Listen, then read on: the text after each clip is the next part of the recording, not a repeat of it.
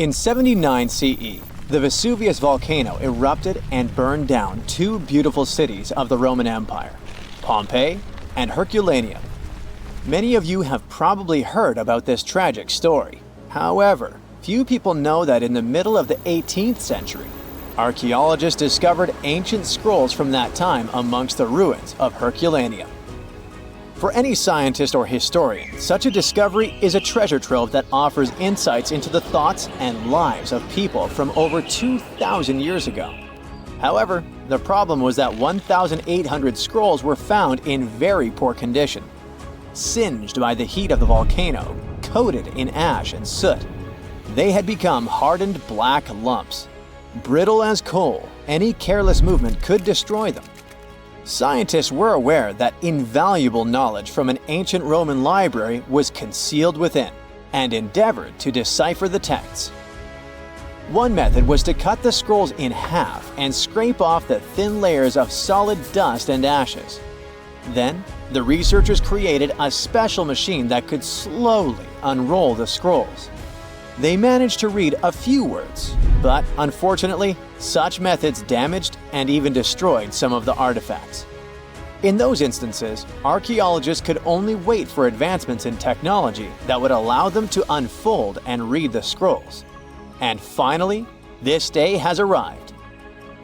Artificial intelligence has now enabled researchers to decipher texts written 2,000 years ago, even though the inscriptions on the scrolls were charred and nearly illegible.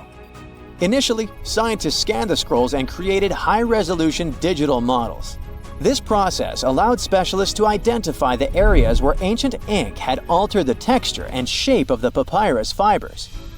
In the regions where ink was applied, the papyrus was slightly thicker and contained a higher level of carbon, the key component of the ink.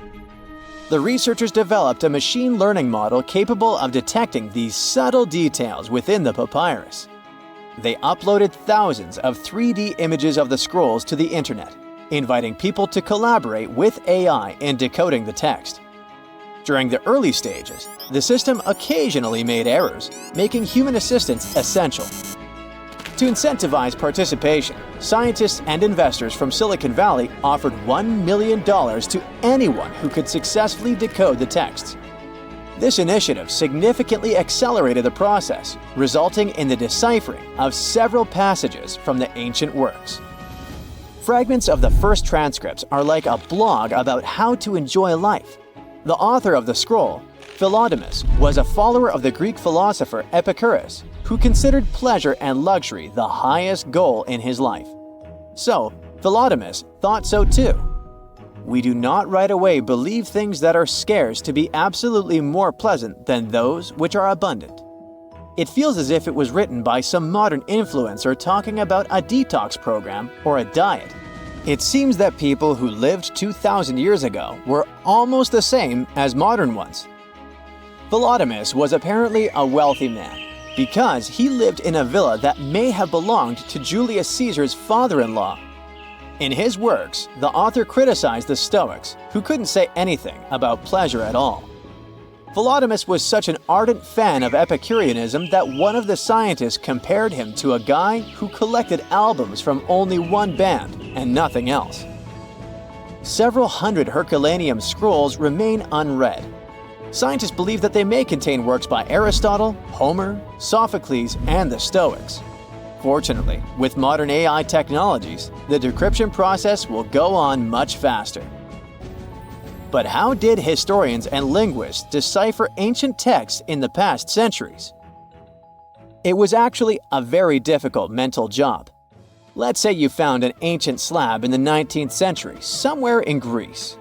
To understand what was written there, you'd have to compare it to several other deciphered plates with similar writings of that era or similar languages.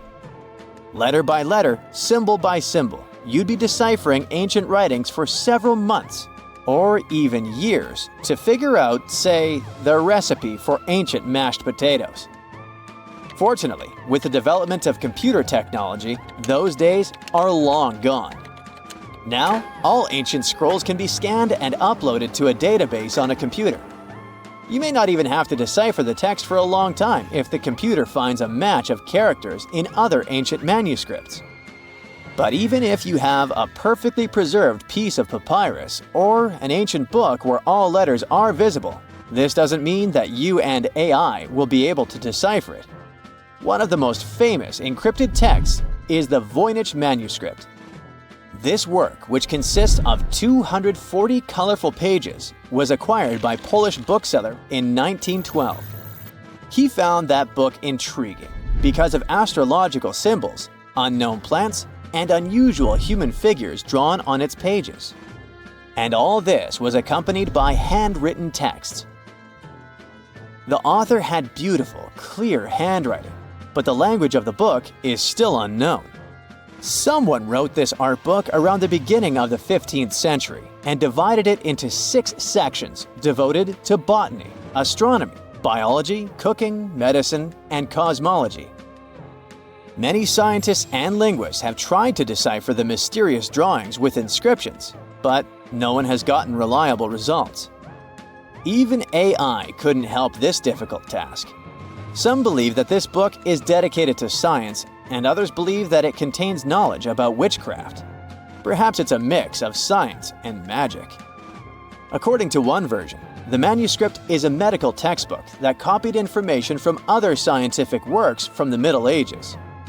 Before the invention of the printing press, people copied books and rewrote them by hand without worrying about copyrights. It's possible that the author of the manuscript outlined all their knowledge about herbal medicines and the influence of astrology on health.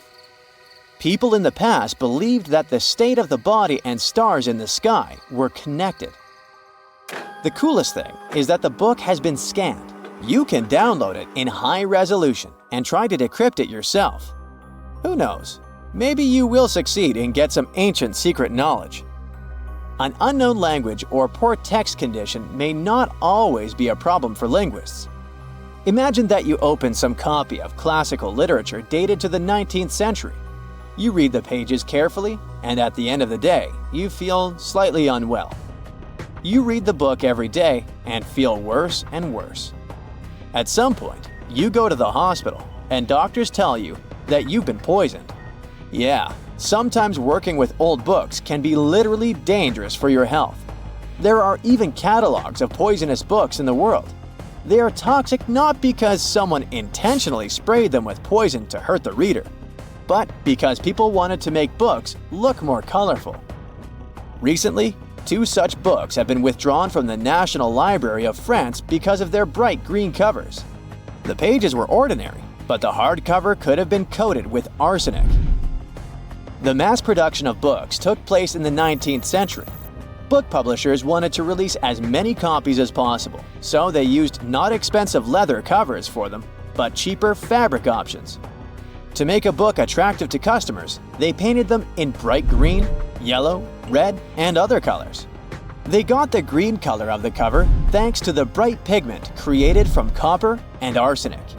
It was a very cheap dye, but brighter than other dyes containing copper carbonate. An arsenic dye was used not only for books, but also to create candles and wallpaper. The problem was that the dye's pigment decomposed quickly and released toxic carcinogenic fumes. Arsenic caused severe health problems. People calmly lived in their homes and couldn't understand what was happening to them. The same thing happened to many readers of that time. It was only by the end of the 19th century that people stopped selling toxic items. Now, to read a poisonous book, if you want to do it that is, you have to wear gloves and a protective mask. And after work, wash your hands thoroughly. You're walking through a bustling town near the Bay of Naples. It looks full of life, energy, and healthy food. Look at these flatbreads that might have been ancient pizza, no less. The people of Pompeii are living their best lives. But all of that comes to a fiery halt in 79 CE. That's when Mount Vesuvius, that unassuming mountain looming over the city, decides it's time to make history. And the result is a tragic story that archaeologists are still piecing together 2,000 years later. Now, if you think Pompeii was some boring, dusty old place, well, think again. This was a lively, buzzing town. There were farmers bringing in fresh produce, merchants selling their goods, bakers cranking out bread and pizza-like flatbreads, and gladiators gearing up for fights in the amphitheater. The people of Pompeii loved decorating their homes with frescoes, mosaics, and statues. And food was a big deal. Pompeii was home to some of the earliest restaurants, called Thermopylae, where people could grab hot meals on the go. But let's get back to the fateful day when this beautiful, simple life ended. The saddest thing is that the people of Pompeii had warnings, they just didn't know it. Around 4 days before Vesuvius erupted, there had been minor tremors, but the locals were used to earthquakes. They had a massive one in 62 CE that destroyed lots of buildings, but they rebuilt the town and kept living there. No one thought, hey, maybe that giant mountain is the problem. So by the time 79 CE rolled around, Pompeii was back to normal, or so they thought. Now it's the morning of the eruption, just another regular day. People are working, shopping, and chilling in the baths. And then, out of nowhere, Vesuvius erupts. It was a catastrophic explosion that shot a plume of ash, gas, and rocks 20 miles into the sky. Pliny the Younger, a Roman writer who watched this disaster unfold from across the bay, wrote that it looked like a pine tree of fire and smoke rising into the heavens. Suddenly, it began raining with ash. First it was a drizzle, then it started coming in buckets. Gray, heavy rain that didn't let you breathe. Then hail began falling from the sky. But it wasn't hail. Those were pumice stones, light chunks of volcanic rock. They were smashing roofs and windows and piling up in the streets. That's when people started panicking. Some of them decided to escape, so they ran from the town. Others thought the walls of their homes would protect them. Well, they didn't. Soon things turned even worse. The ash had covered Pompeii's streets, and buildings were collapsing under its weight. But the real nightmare came early the next morning. Pyroclastic flows, a fatal avalanche of superheated gas, ash, and rock that was racing down the side of a volcano at more than 200 miles per hour. The heat alone, around 1,000 degrees Fahrenheit, instantly finished the life of anyone who ended up in the way of the flow. When the pyroclastic flows hit Pompeii, it was, unfortunately, game over for the town. Those who decided to stay in the city didn't stand a chance. The people were trapped so quickly that their bodies were left frozen in their last moments, some shielding their faces, others holding loved ones. In one bakery, archaeologists found the skeletons of 3 people who'd stayed behind. They thought the oven's stone walls would protect them. But those just weren't strong enough to resist the elements. When the eruption finished, Pompeii was covered with 20 feet of volcanic debris. What archaeologists eventually found when they uncovered the town was both mesmerizing and terrifying at the same time. Because Pompeii was buried so suddenly, everything remained preserved: homes, streets, art, food, and even people. These days, scientists are rethinking what we know about the victims of the Pompeii disaster, thanks to new DNA evidence. Apparently, a lot of our assumptions about who these people were might be way off. A recent study by researchers from the US and Italy has shaken things up. They found that some of the victims, who they assumed were family members, weren't related at all. On top of that, the gender of some individuals was misidentified. The researchers believe that older interpretations were influenced by modern ideas about gender and relationships, which might have clouded the actual history. One of the study's co-authors from the University of Florence pointed out that conclusions based on limited evidence often reflect the biases of the time. Back then, researchers had to rely on the physical appearance of casts to make their guesses. Now, with DNA evidence, the story looks very different. Let's look at the case of the so-called family found in the House of the Golden Bracelet, which was discovered in 1974 on a Pompeii hillside. This group of 4 victims was named after an elaborate piece of jewelry was found on one of them. Based on the cast, one of the figures, who was holding a child, was assumed to be a mother. But the DNA results revealed this person was, in fact, a man. Even more surprising, none of the individuals were related, as scientists thought previously. Not surprising, given the extreme confusion and terror the people experienced as they desperately took shelter anywhere they could. Another interesting finding involves a pair of victims once thought to be sisters or a mother and daughter. DNA evidence now suggests that one of them was biologically male. Altogether, the researchers have analyzed the remains of 14 individuals for this study, and this is just a small portion of more than 1,000 victims of Mount Vesuvius's eruption that have been found so far. Archaeologists in Pompeii have also made one more discovery. Look at this figure. Initially, everyone believed that this man had been crushed by a massive boulder, a stone block that might have been part of a door frame during the eruption.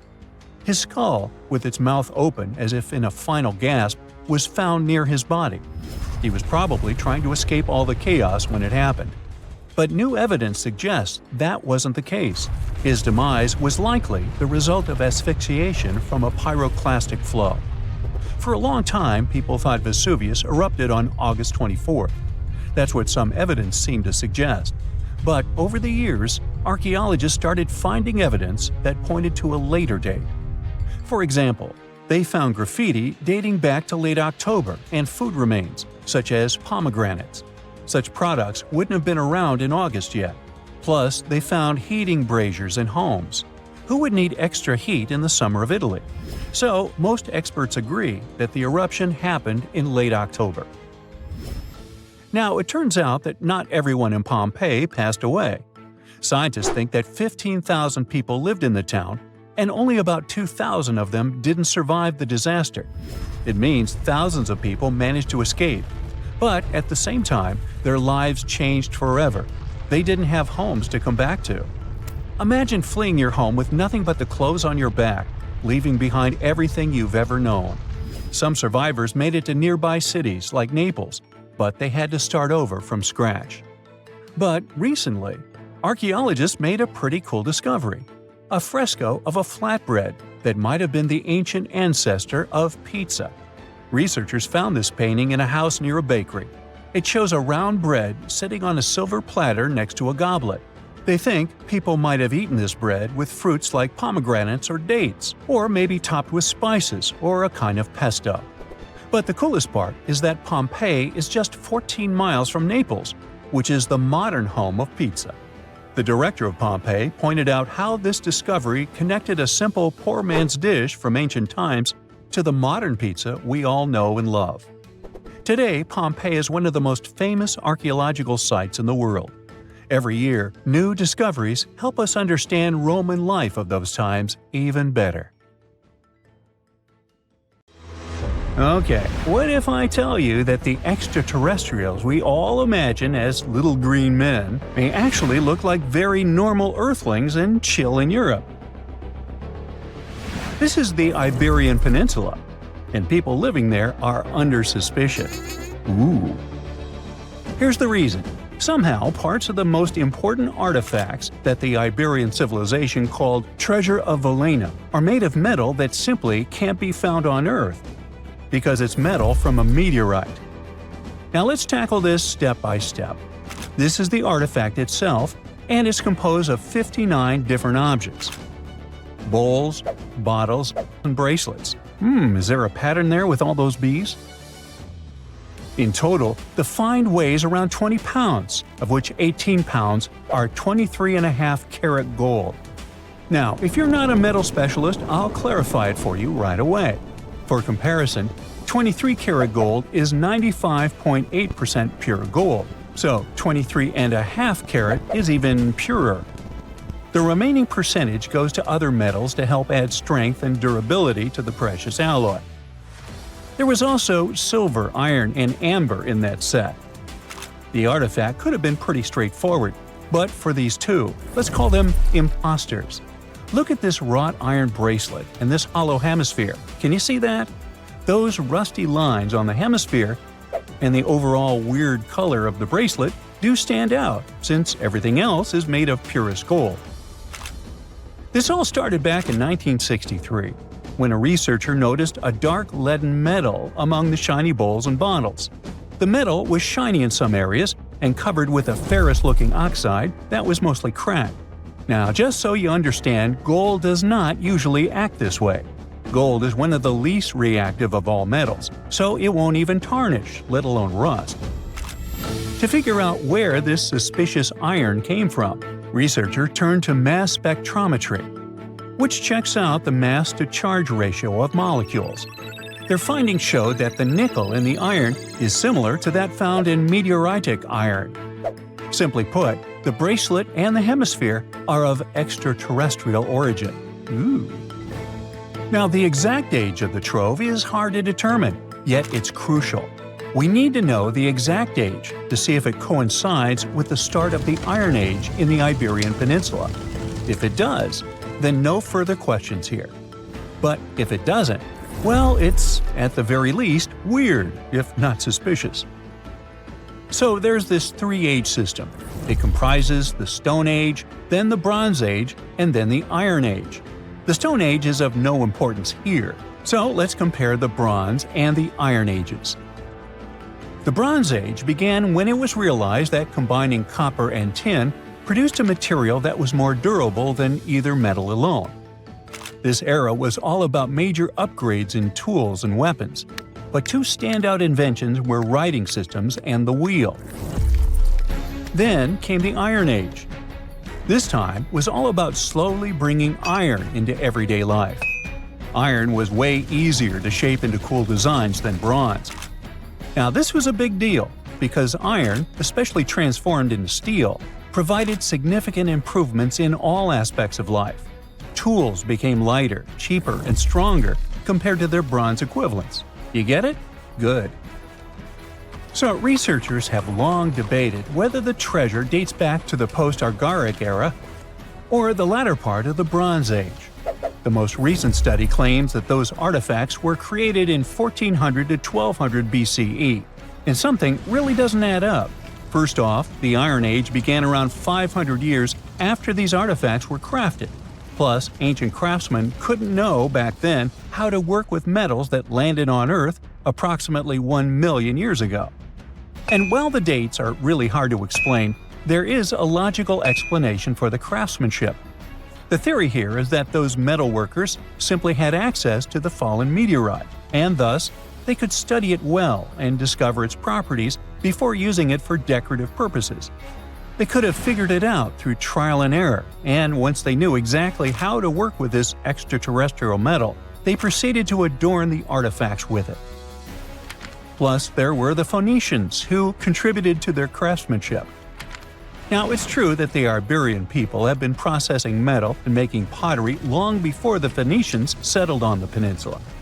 But the arrival of new metalworking techniques and the introduction of the potter's wheel enabled them to produce better quality goods much faster than before. So, we figured out the extraterrestrial origins of the Iberian artifacts. But guess what? This area is still under suspicion. The reason for that is the language they spoke. You see, for most modern languages people use today, there will always be some proto-language. Say for Italian, Spanish, and French, it's Latin, hence their similarities. But wait, Iberian was largely spoken where modern Spain is, so why isn't Spanish similar to it? Well, the truth is, no language today is similar to the Iberian. Maybe only the Basque language, but it's because of some similarities found in their numerical systems. Basque is classified as a language isolate, or simply unrelated to any other known languages, and the only language isolate in Europe. The Iberian language is unclassified. While the scripts written in it have been deciphered to various extents, the language itself remains largely unknown. And look at the alphabet the Iberians had. Looks like it doesn't really belong to our planet. But hold up, this one might be a bit of a stretch. When the Phoenicians came to the peninsula, they brought along their alphabet to the Iberians. But honestly, the Iberians probably weren't keen on just copying someone else's writing system, so they tweaked it until it looked completely different. Let's just say they took some inspiration and ran with it. While linguists can guess to some extent how most characters sounded, actually translating the language is still completely impossible. The Iberian language was non-Indo-European and faded away over 2,000 years ago. And there aren't any similar languages left to help us out. Super frustrating, right? Yeah. We got over 2,000 Iberian inscriptions from tombs, coins, potteries, lead plates, and even cave wall carvings. But aside from a handful of words, we're totally in the dark about what they mean. Now, if we could understand their language, we might have learned that they were great thinkers and all, but we can only contemplate the works of art they left. Iberian culture has a lot of amazing stuff made by talented artisans. We're talking about not just metalwork and ceramics, but also detailed sculptures, textiles, jewelry, and other personal bling. But here's the catch. Making all those luxury items depended a lot on a big farming class. At the heart of Iberian society, most folks were involved in farming and taking care of livestock. Depending on where you were, the types of farming varied. For example, up in the north, they were all about growing grains, while down in Valencia, they focused on producing olive oil and other agricultural aspects. In the west, raising animals was the name of the game. Still, we don't have much information about the day-to-day lives of the many people doing this essential work. Yet, on the flip side, we know a lot about the upper class of Iberian society, who control these agricultural resources and hire the artisans. By the 7th century BCE, we start to see a group of Iberian princes who were living the good life, trading with the Phoenicians and enjoying fancy luxury items. You can spot this elite class in their burial practices. Cremation was the go-to method for funerals among the Iberians, and wealthy individuals were often found in cemeteries with all sorts of lavish goods and funerary sculptures that give us a peek into the fashion and hairstyles of the rich. Interestingly, starting in the 6th century BCE, there was a noticeable drop in the number of recognizable burials, which suggests that these elaborate funeral customs became more exclusive to a small elite. Meanwhile, the fate of the majority, farmers, artisans, soldiers, and laborers, who made up a big chunk of the population, remains a bit of a mystery. It used to be a pretty advanced civilization, but it vanished without a trace. Researchers think it could have been due to some massive earthquake, but so far, we don't know for sure. They say this place is swarming with money. It's been stored there for centuries, but no one managed to take it away from this island. Treasure hunters have been bewitched with this place since 1795. Many people have tried their luck looking for the treasure that could be hidden there by the Spanish pirates or even by the Knights Templar. But today, it's impossible to get there, as it's a private place, so all you can do is book an ocean tour around this island. Otherwise, you can take a peek at it in a TV reality show starring the Legina brothers, Rick and Marty, who are a team of enthusiasts looking for the treasures of Oak Island in Nova Scotia, Canada. Yeah, seems like there's no place where TV producers can't get to. One of the most famous discoveries out there was the so-called Money Pit. Despite the promising name, it wasn't full of money. Now we have to jump to 200 years ago. The Money Pit was first found by a 16-year-old kid in 1795. One day, Daniel McGinnis went fishing at Oak Island. He saw a tree there. Unsurprisingly, it was an oak, and it had weird markings. They didn't seem to be natural, so Daniel decided to check the area. He then saw a sunken patch of ground and started digging immediately. His two friends helped him out, but instead of treasures, the guys only found logs placed underground at regular intervals. It looked like a place where someone could hide money or jewels, but nothing precious was found. However, there was something curious down that pit. Someone found a granite stone there, and it had an engraved inscription on it. There were many attempts to decode it, but most of them ended up in failure. There's one translation though, and it says, 40 feet below, 2 million pounds are buried. Yeah, McGinnis and his friends should have dug harder. The next fun thing about the Money Pit is the coconut fiber found down there. They say that large amounts of this fiber were found at a depth of 60 feet. It may not surprise you, but I have to remind you of one thing. Oak Island is in Nova Scotia, Canada. Coconut trees do not grow there. The nearest one is about 1,500 miles from Nova Scotia, which makes it obvious that someone brought this fiber purposefully. Researchers came up with an idea that coconut fiber could have been used to make ropes and lower all the treasures down the pit. Next up, we have not one, but two mysteries. In the late 1800s, the Oak Island Treasure Company was thoroughly inspecting and excavating the island. Everyone believed something enormous was hidden there. These guys managed to drill 153 feet underground. That's like 15 stop signs stacked one on top of the other. You might have guessed that they didn't find pounds of gold and diamonds, but they found a manuscript. There's a theory claiming that it's one of Shakespeare's lost manuscripts. Some scientists believe that it was hidden there by the writer and scientist Francis Bacon, the true author of Shakespeare's works. Yeah, rumor has it was Francis and not William who wrote all the plays and sonnets. But there's no proof it was really so. The Money Pit may be the most popular shaft on Oak Island, but it's not the only one, and it's not the first. Before the Money Pit discovery, treasure hunters were drilling at Smith's Cove. While damming there, they found a wooden piece. It was a U-shaped formation that had Roman numerals. After a more thorough inspection, the specialists realized it was supposedly dated to 1769. The Money Pit was discovered 26 years later. This fact created many speculations that this structure might have been part of the real shaft with treasures everyone was looking for.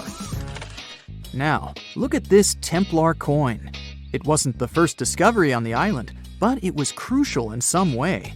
Even if it may not sound like a big deal today, in medieval times, those coins would amass an insane amount of wealth.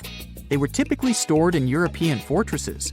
For the treasure hunters, this coin was a sure sign there was more to be found on the island. The logic is simple.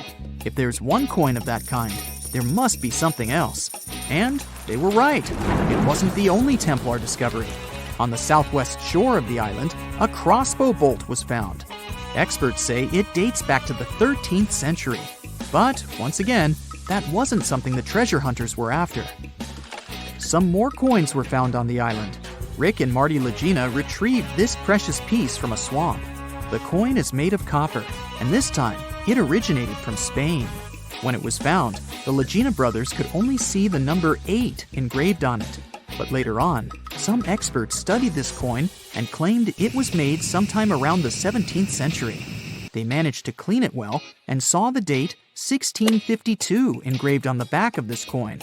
There's a theory stating that Spanish explorers found some treasure but hid it instead of taking it to the king. So maybe this coin just dropped out of the chest full of coins and jewels and is part of the treasure everyone was after. Or someone could have accidentally lost it while looking for the treasure. Who knows? One more famous treasure hunter is Gary Drayton. Gary and his team, together with Rick Legina, came across 2 coins while metal detecting the island. Those were 17th century King Charles II Britannia coins. One of them had a very clear inscription on it, stating that the coin was minted back in 1771. Another swamp treasure of possibly Spanish origin is also here. This time, it's a silver ring. A specialist studied it closely and reported that it had been repaired twice. The ring was once made bigger, and it was also made smaller once. It's decorated with a floral design, which was popular in Europe in the 1730s. Among all the other curious things, Rick and Marty Legina found a silver button at Isaac Point. The button's pretty old. It supposedly dates back to the middle of the 18th century, and the notorious Money Pit was discovered later. This is why it wasn't a big deal of a find. It could simply belong to some farmer peacefully raising livestock on the island. There's no official record of any chest full of gems and coins found on Oak Island, but enthusiasts did find some jewels there. First off, the team found a brooch with a magnificent red gem. They mistakenly thought it was a ruby, but a professional gemologist stated it was a garnet. The piece was made of silver, and it's pretty old. Experts believe it was made around the 15 or 1600s. Another brooch they found didn't have any gems on it, but it had an intricate design. It's a brooch with a leaf design and an ornate rope. There are 13 branches of the leaf, which instantly created more mystery to the whole treasure hunting. First off, there's a carving with a 13-branched tree on a rock on the north shore of this island. What's more, many people believe that the number 13 is important to the Knights Templar. The enthusiasts also found a brooch not far away from the place where Daniel McGinnis, the guy who found the money pit, lived. The brooch was shown to a professional gemologist, Charles Luton Brain. He had to break it to the team that there were no gems adorning this piece of jewelry. In fact, the stone that seemed to be a gem was just a piece of glass. It was processed using a special technique though, so it was leaded glass. The enthusiasts decided to study the brooch even more and found out that part of the brooch was made of gold. The specialists claim that the brooch dates back to the 14th century. Was it the treasure everyone was looking for? There you are, trekking across a desert on foot. It's hot, you're terribly thirsty, and now you gotta walk around this stupid wall. Wait, a wall in the middle of a sandy, lifeless nowhere? Exactly, a wall in the northern Saudi desert. Archaeologists have just made a super exciting discovery, and what they found was not just a single wall. No, it was a whole ancient walled city that might date back to 2400 BCE. They think this place was home to around 500 people and could have been used for 1,000 years. This discovery is groundbreaking. It means that the area could have been way more advanced than anyone expected. The city was well organized, with different zones for living, towers and strong walls for protection, and different sections for all kinds of daily life. This ancient city, now called Al-Natab, was basically an oasis town, and it's great since it can give us a peek into what life might have been like in this desert thousands of years ago. Apparently, they had clearly separated areas, like residential sections, a cemetery, farmland, and even a town center. This oasis city, found in the Khaybar area, is the first big organized settlement from the 2nd or 3rd millennium BCE that researchers have uncovered in northwestern Arabia. The first surveys show that this town, which covered about 6 acres, had several districts, including the residential area, the cemetery, and the legal one, with courts. The houses were set up in neat rows, all connected by small roads.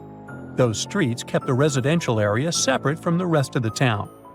Back then, most people in this region were nomadic herders, always moving around. But archaeologists have been sure that during the Bronze Age, northwest Arabia had small walled towns and oasis centers scattered across it. These connected oasis towns were unique, offering secure places for people to live, store goods, and trade. They started showing the beginnings of urban planning, which hints that people of that time were already starting to settle down and organize communities more seriously. The research team estimated that there were about 50 homes in Al-Natab, but that number could go up to 70 as they keep digging. They think that a few hundred people lived there, and probably one of the coolest things is that some houses went up to 3 stories tall. Built on a slope near a couple of major trade routes, this city was set up in a prime spot. Now, one of the most impressive things about this place is its water supply. The oasis had springs and aquifers, which are underground water sources, and such conditions were perfect for farming. Those water sources meant residents could grow their own food, making the town self-sufficient. The outer walls probably helped control who could enter the town and get access to its resources. This settled way of life was an impressive shift from nomadic living to a more agro-pastoral lifestyle, which means a mix of farming and herding animals. Another find that supports this theory is a bunch of tools like grinding stones, mortars, and pestles discovered inside the town. People there must have ground grains and prepared food. They had a diet of cereals, meat, and milk from animals they raised themselves. These astonishing findings show that the inhabitants of the town could easily feed themselves and were surprisingly advanced for that time. Thanks to better access to Saudi Arabia in the past couple of decades, archaeologists now have a much clearer picture of what life there was like thousands of years ago. The most exciting thing is that Al-Natab might have been part of a whole network of similar fortified oasis towns spread across the region. And all of these connected sites could show us how trade routes and small settlements worked together at that time in that arid area. Now, at the same time, this recent discovery isn't the only one that has the scientific world buzzing with excitement. How about we visit Egypt and see for ourselves?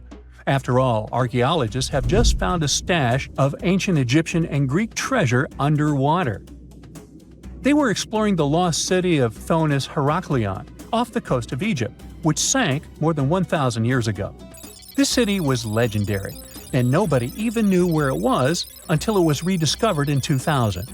Now they're uncovering more and more, and on this dive, they found a pile of gold and silver treasures. Those were probably used in rituals to bless Egyptian pharaohs when they took the throne. The researchers even found an ancient Greek temple dedicated to Aphrodite and some super old Greek weapons. Frank Gaudio, the lead archaeologist, said it was astonishing that those delicate objects had survived the disaster that brought the city down. Back in its prime, Thonis Heraklion was one of the biggest port cities in the Mediterranean. It was a huge center of social life and was the main entry point for ships from Greece coming into Egypt. But tragically, due to rising waters, earthquakes, and a catastrophic tidal wave, the soil underneath the city literally turned into mush, and then the entire city sank into the Mediterranean. It was forgotten until Gaudio's team found it in 2000. Since then, they've been uncovering new parts of the city and piecing together its history little by little. If a lost underwater city doesn't seem impressive enough, we can travel to the Amazon. The discovery made there is truly mind-boggling. For centuries, people have talked about lost cities deep in the Amazon, like El Dorado, that mythical city of gold that lured Spanish explorers into the jungle. A lot of them never came back. Then, in the 1900s, a British explorer named Percy Fawcett went searching for what he called the lost city of Z, and he too disappeared. But now, finally, scientists have actually found proof that those lost cities in the Amazon were real all along. A team of scientists use a tech called LiDAR, which basically allows you to see through thick jungle from above by bouncing light beams off the ground. They flew over the jungle in Bolivia in a helicopter about 650 feet up and mapped out those hidden ancient cities. What they found were ruins of a huge urban settlement built by the Kasarabi people who lived there from 500 to 1400 CE. And it wasn't just a couple of buildings here and there. No, the LiDAR maps revealed massive urban centers, pyramids, platforms, roads, canals, and causeways, all carefully laid out. Turns out the Amazon wasn't just an untouched jungle. It was once home to big, complex cities. A scientist from the German Archaeological Institute explained that Europeans had long ignored the possibility of ancient Amazonian cities, but the LiDAR maps showed they were wrong. The new maps have revealed 26 sites, including 11 that no one even knew existed. Researchers have discovered two main city sites, Landivar and Kotoka. They had massive moat causeways stretching out like spokes on a wheel, linking the main cities with smaller surrounding settlements. Some of the canals even connected the cities to rivers and a big lake, which allowed water to flow through the area. Over the years, scientists found scattered ruins all over this region, but the thick jungle made it nearly impossible to connect the dots and see if or how they were related. With LiDAR, the whole layout came to life, showing that those sites were part of a much larger, organized urban system. It's now also clear that the sites had a greater meaning, since everything is lined up in a way that could be symbolic of the spiritual beliefs of the inhabitants. The Kasarabi culture isn't as famous as the Maya, but they had a thriving society in an area that faced huge challenges, like yearly flooding. And although the nearby Andes had their own monumental sites, the Kasarabi were doing something absolutely unique. They even had reservoirs to store water, which suggests they might have been dealing with occasional droughts, which is pretty unusual for the Amazon. Actually, those terrible droughts could be why the Kasarabi eventually left their cities around 1400 CE. A ship filled with gold and other treasures worth over $13 million was found in the middle of the Namibian desert after almost 500 years. The worker who found it was actually looking for diamonds, but ended up with something way more valuable for history. There were some blocks of copper, some wood, pipes, and elephant tusks. The miners called for an archaeologist, who soon realized it wasn't a disturbed beach like they thought, but a shipwreck. All evidence showed that it was a Portuguese trading vessel, Bom Jesus, that went missing in the 16th century. Experts believe it was a special kind of ship that was bigger, stronger, and better than older ships from Portugal and Spain. These ships were built to take Portuguese explorers on long trips to distant places like India, China, and Japan, and come back with tons of cargo. The Bom Jesus was likely carrying treasures from Lisbon, Portugal, to Western India. But it looks like on its way around the southern tip of Africa, near Namibia, a big storm pushed the ship too close to the shore. The ship hit a rock, tipped over, and broke apart, sinking into the ocean. Archaeologists found treasure from the captain's chest under the water, which probably fell out when the ship's wooden hull broke. They also found pieces of the ship scattered along the shore, likely from the violent storm and later by construction in the area. The storm must have been very fierce, but they didn't find many bones, which means most of the crew may have survived or were lost at sea. The ship was split into 3 sections and incredibly well preserved, thanks to the thick layers of sand that covered it and prevented rot. Archaeologists who studied the wreck discovered over 40 tons of cargo. There were cannons, swords, blocks of metal like lead and tin, fabrics, and tools that sailors used to navigate the stars while traveling across the ocean. The most exciting discovery was 1,845 copper ingots, weighing as much as 16 to 17 tons altogether. Those copper ingots, or pieces of pure metal, are still in great condition because the hull of the ship and layers of sand protected them from ocean water. The scientists even managed to read the trademarks on them on site and learned they were made by a super wealthy German trading company. There were also more than 2,000 shiny gold and silver coins from different countries, and 105 enormous elephant tusks weighing about 2 tons. The tusks were likely supposed to become luxury items, like jewelry or carvings at the destination. Archaeologists took some DNA samples from the tusks and found that they came from West African forests and savanna elephants. Researchers were lucky that the ship was found in a restricted diamond mining area. No scavengers were able to get their hands on the treasures. The Bom Jesus remains the oldest and most valuable shipwreck that was ever discovered off the western coast of sub-Saharan Africa. Another shipwreck recently found by accident was buried under a 10-foot tall sand dune near the Caspian Sea.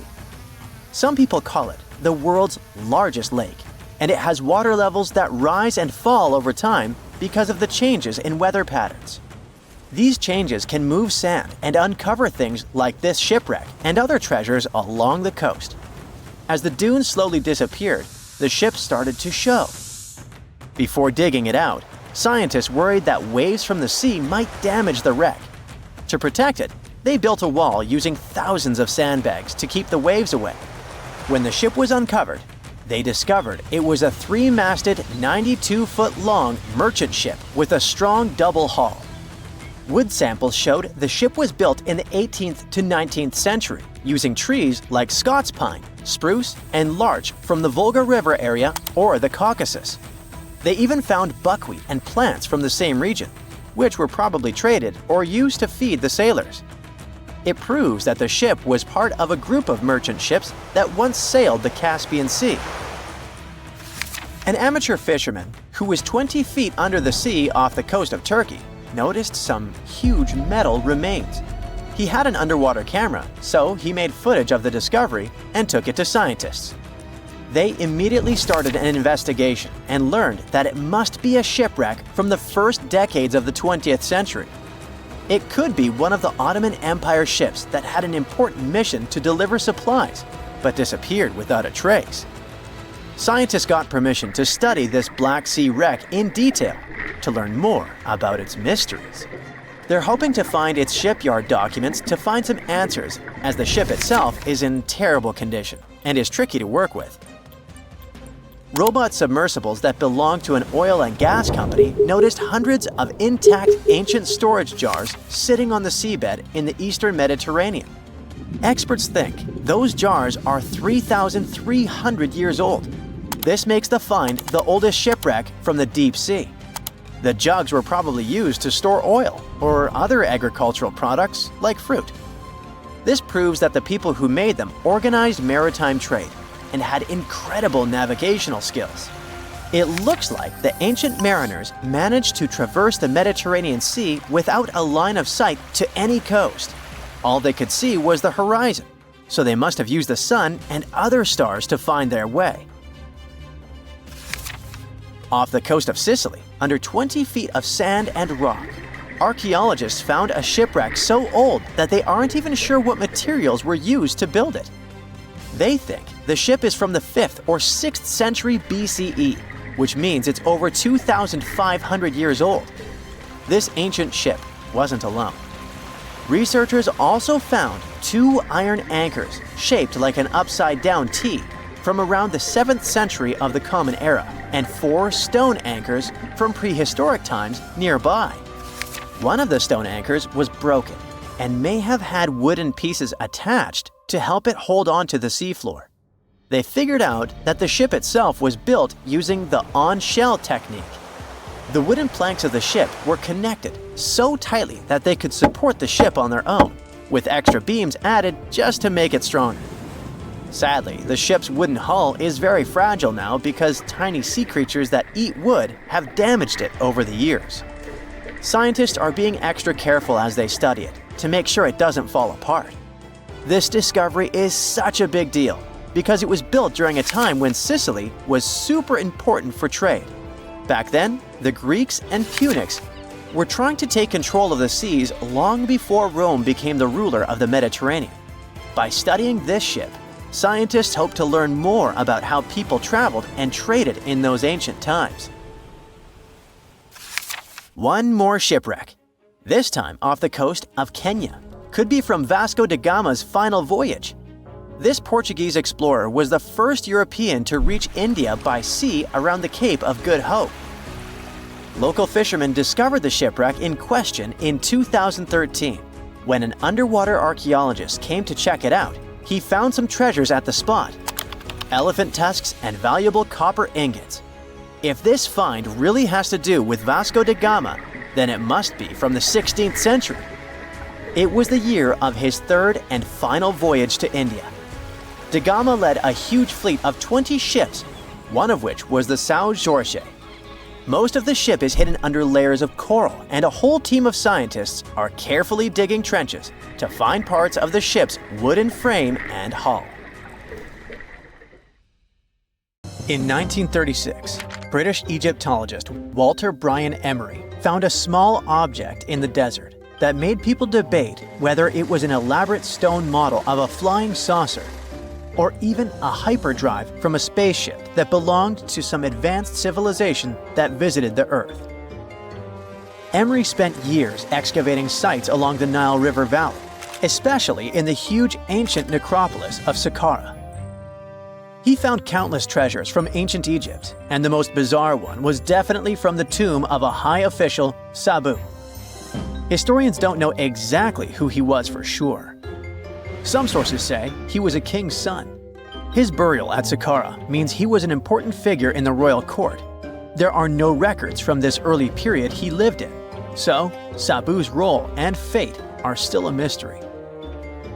Inside his tomb, scientists found 7 funerary chambers, each filled with traditional grave goods: animal bones, flint tools, pottery, ivory objects, and stone bowls.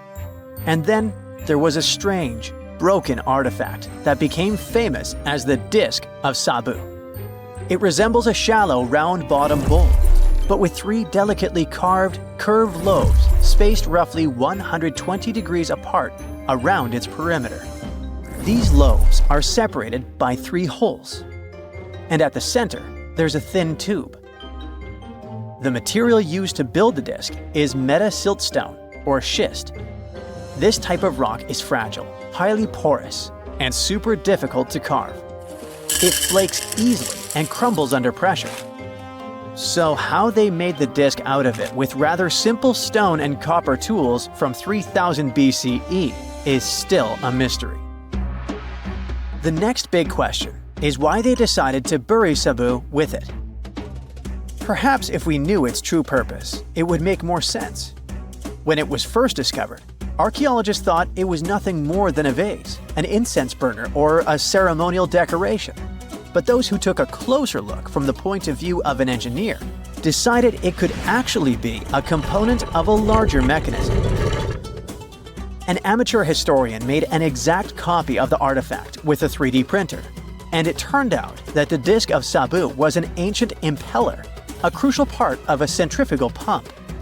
When they put it in a housing and span at high speeds using the small central shaft, the disc was able to displace water. When it was tested without a housing, the disc created a powerful vortex. It became clear that the curved lobes and slightly concave shape of the disc weren't random. It was probably all engineered to move water with remarkable efficiency, like a powerful pump mechanism. Ancient Egypt's entire civilization depended on irrigation. Later dynasties perfected basin irrigation and managed to control the rise and fall of the Nile to take the most from agriculture. So, the engineers of the first dynasty may have been experimenting with advanced irrigation techniques thousands of years earlier than scientists previously thought. But then again, some people have doubts schist is strong enough to be used for a pumping mechanism. They suggest that artisans from Egypt's first dynasty were trying to recreate an even older object, using whatever tools and materials they had. It could be a stone replica of something originally made from metal, possibly belonging to a civilization far older and more advanced than ancient Egypt itself. One Swiss author takes this idea even further and proposes that the disc is a copy of a component from an extraterrestrial spaceship's hyperdrive, or stone model of a flying saucer. One French researcher believes the disc of Sabu was part of a secret massive factory system to manufacture sodium carbonate inside pyramids. Some people suggest that the disc may have been a primitive tool for weaving ropes. The lobes held strands of silk or fiber that were twisted into twine when it was spun. Or it may have been a gigantic lamp. Another historical mystery is a map from 1513 that is believed to be the oldest surviving detailed map showing the Americas. The author of the map is a Turkish captain, Piri Reis.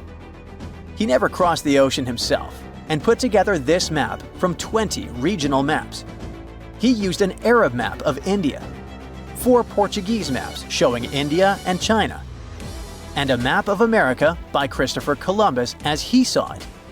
This last map was lost for many years, so Reis's map gave us an idea of what Columbus must have recorded during his third voyage to the New World. A historian who studied the map suggested that it showed Antarctica in prehistoric times because it strangely resembled Antarctica's true coastline, the way it looked when it was free of ice. But it was later proven that this idea wasn't right. Another idea that rocked the science world was Clerksdorp spheres. They were found in deposits of mineral pyrophyllite in South Africa and looked like tiny ancient cricket balls with lines around the middle. Back in the 1980s, there was a theory that some super advanced pre-flood civilization we know nothing about had made these spheres. One journalist shared stories about how they rotated on their own in a display case. There was also a TV show that invited a psychic who was telling everyone the spheres were pieces of an ancient spaceship. But according to geologists, these spheres are pretty regular spherical objects formed from different minerals than the surrounding rock. The seam-like lines on them are just imprints from the host rock's layers building up over time. The Clerksdorp spheres come in different shapes, from flattened spheres to distinct discs. As for that episode when one of these spheres spun on its own, the curator of the Clerksdorp Museum cleared that up too. He said that when he put one sphere on its glass shelf when the journalist came to visit, the sphere rotated a bit because it's round. There are some gold mining activities going on nearby, so the land where the museum stands often experiences earth tremors. In a remote part of China, there are some bizarre pipe-like formations known as the Baigong pipes. A local explorer found them back in 1996 protruding from Mount Baigong and along the shores of Tosan Lake nearby. Some people thought they were the work of ancient guests from other planets. When scientists tested samples of the pipe material, they found out that they contained mostly common minerals, but there was a mysterious 8% of unknown stuff. Some extra tests showed that these pipes had been there before humans. Chinese geologists later visited the site and suggested that these pipes were formed naturally over time. It was probably fossilized tree roots from the area's super green past. It's still a real mystery with no clear-cut answer. While digging a trench along a river in Romania, workers found a wedge, which is now famous as the aluminum wedge of Ajud, or the object of Ajud. Right next to it, there were some mastodon bones. Those distant relatives of elephants lived 11,000 years ago. So some people concluded the wedge is of the same age. The cool part is that it's made of aluminum, but this metal wasn't discovered until the 1800s. This material requires serious heat to produce. The wedge is said to be covered in a thick layer of oxide that's been sitting there for hundreds of years. Some folks believe this wedge must have crash-landed here on a spacecraft from some other planet. Some scientists think it's all a hoax, and others suppose it might be a human-made object with an unknown purpose. A Portuguese archaeologist just discovered a bunch of sunken ships filled with gold, including a Spanish galleon with 22 tons of gold and silver. This much gold today is worth about $2 billion, and this is the money from one ship alone. Archaeologist Alexandre Monteiro made this discovery almost by accident. He was studying some documents when he found some information about a ship that went missing in 1615, and he decided he wanted to find it. After many years, Alexandre found not just this specific ship, he actually discovered 8,620 shipwrecks in the waters of Portugal alone. Out of this number, 250 are gold-filled shipwrecks, a discovery that would make any Jack Sparrow shake in his boots. Most of these ships went down for boring reasons like the weather, but sometimes they were destroyed in battles, which may or may not have been super epic. They were carrying gold and other treasures from the New World to Europe, and of course, everyone wanted a share. Alexandre had been studying historical shipwrecks for 30 years now, so he has discovered many ships that went down in somewhat glorious ways. In 1816, for example, a ship of one of the richest men in Portugal sank in Australia, with an insane amount of 66,000 silver coins. This was the first ship from Portugal to ever plunge in the waters of Australia. The bad news is that these ancient sunken vessels, filled with riches and epic stories, are not so easy to reach. They're deep down in the ocean and covered by sand. You could still try, but that would be stealing part of a country's history, and you wouldn't want to be that person, would you? Naturally, Portugal was not the only country that explored the seas back then.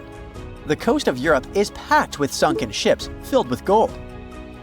In fact, there are about 1 million historical shipwrecks underwater right now, and the treasures abandoned under the sea might be worth around $60 billion. It's an insane amount of money, but let me tell you that these gold-filled sunken ships aren't really worth the hassle. There are many stories of maritime treasure discoveries that turned into insane lawsuits and even long jail time. Our first story starts in 1746, when a violent storm crashed a ship called Prince de Conti near an island in Brittany. The ship was filled with tea, ceramics, and 100 gold ingots. Of course, the owners of the ship tried to save the loot, but if it's not easy now, Imagine how it was back in the 18th century. It took more than 200 years for the vessel to be found. It finally happened in 1975, when a group of French men discovered it and decided to take pretty much every valuable thing they could find. Now, I said these things were not worth the trouble for a reason. In France, if you find anything that can be historical, you must declare it to the local authorities within 48 hours. Fail to comply, and you will be committing something known as a crime. To be fair, our French friends here did declare their findings, but only the corroded cannons from the ship. And the gold? Well, they sold it. Obviously, because each gold bar is worth between $125,000 to $231,000. It took French authorities almost 50 years to retrieve the stolen gold, and they didn't retrieve all of it. Part of it was bought by an elderly couple living in Florida, and the crime is so serious they were charged for connection with money laundering, organized crime, and the trafficking of cultural goods. The poachers also sold some gold ingots to the British Museum collection. Now, let's go back to the 1850s, when a steamer called SS Central America traveled from Panama to California and back again. This was during the California Gold Rush, a time when 300,000 people moved to California to dig for gold. Because the travel route was not easy breezy, people needed to carry their gold around on big ships. This is where our friend SS Central America comes in. In 1857, the ship had 578 people on board and about 10 tons of gold. Very few survived, and around $100 to $150 million in gold went down with the ship. All of this explains why in 1988, a group of investors from Columbus decided to finance a research project to find this ship. The research was led by a guy named Tommy Thompson. Tommy was really crazy about the idea of finding this sunken ship filled with gold. It took him years to find the exact location of the SS Central America, especially because the ship was 7,500 feet beneath the surface of the Atlantic Ocean, and retrieving it required a lot of fancy tech. A group of 161 investors paid for his adventure, but it goes without saying that they were not doing this out of love from their hearts. They invested $12.5 million in this project because they were expecting to earn at least 10 times more. But since life is not all sunshine and rainbows, 39 insurance companies sued the research team as soon as they retrieved the gold. Back when the ship was up and running, these companies insured the cargo of the SS Central America, and when the cargo was finally retrieved, more than 100 years later, they wanted to be compensated. They said it was not their job to retrieve it, but that doesn't mean they abandoned it.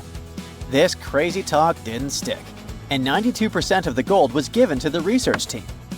The plot thickened when the investors were scammed by none other than Tommy Thompson, who fled with $4.16 million. He also had 500 gold coins, but he's not telling a soul where they are. Nonsense like this is the reason why most countries have rules to protect cultural properties. And yes, sometimes shipwrecks can be a cultural property.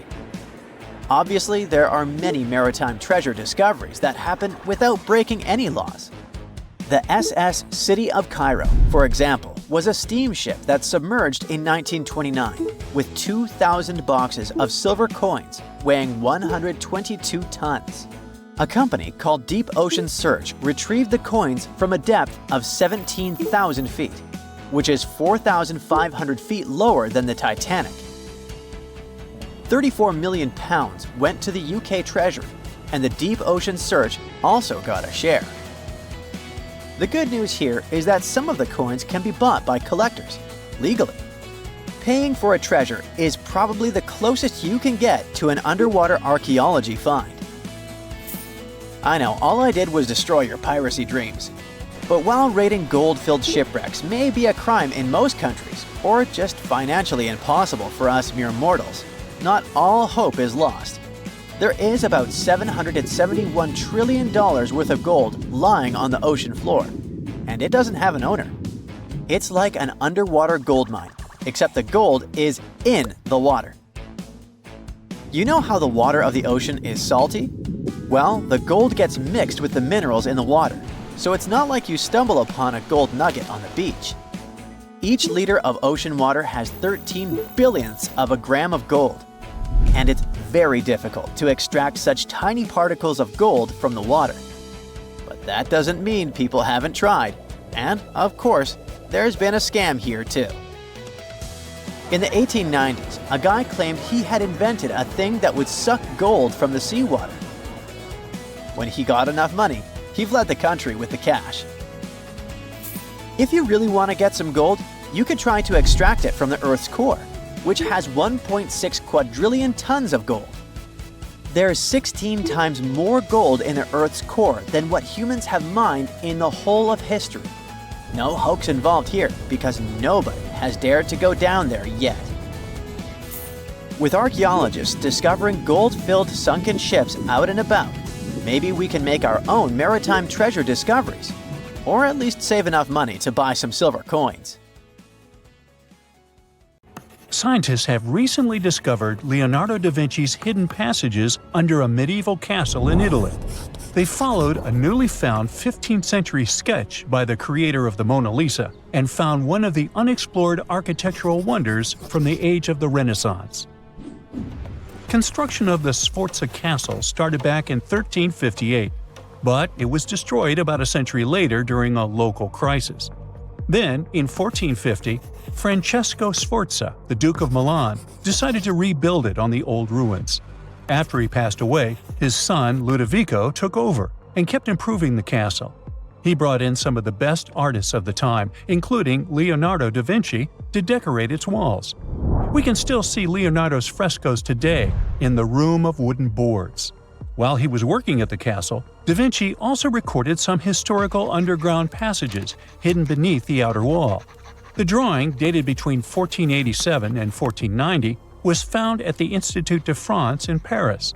The sketch is highly precise, and it proves that Leonardo was really interested in fortification design and was great at documenting existing structures. Historical records show that Ludovico ordered the building of an underground passageway that led straight to a basilica, where his wife was buried. Ludovico married Beatrice in 1491, and they had a happy but tragically short marriage, as Beatrice passed away while giving birth in 1497. The Duke locked himself away for weeks, grew a beard, and wore only black clothes while he was mourning his beloved wife. The secret tunnel may have stretched over a half a mile and would let Ludovico visit her grave in private. It could have served as an escape route if the castle was ever under siege. The existence of the tunnels remained one of the mysteries of the Renaissance for years, as no one knew for sure they were there. But now, scientists finally uncovered the secret history. They used a combination of ground-penetrating radar and laser scanning to build up an accurate 3D model of all the structures under the castle. They found the tunnels da Vinci alluded to in his drawings, and it looks like they may have only been a small part of a whole system of historical underground passages.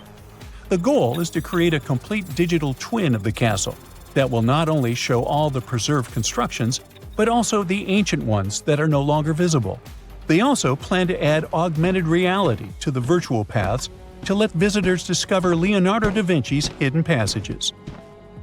Now, we don't know if the genius actually took part in constructing the hidden passages that scientists recently discovered, but we do know about some other Leonardo da Vinci inventions.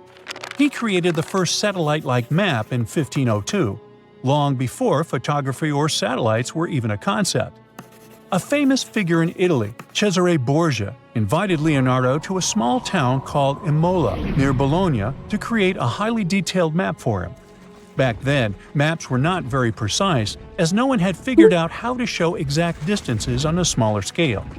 Instead, people spent a lot of time decorating them with dragons, roses, fancy castles, mountain ranges, flowers, and other artistic details. These maps look more like beautiful paintings meant to be displayed, rather than practical tools for navigation. But Cesare Borgia wanted something truly functional, and Leonardo managed to create something revolutionary in the field of cartography. If you compare satellite images of Imola today with Leonardo's map, the similarities are striking. He captured every alley, curve of the streets, roadways, and even the exact sizes of the buildings.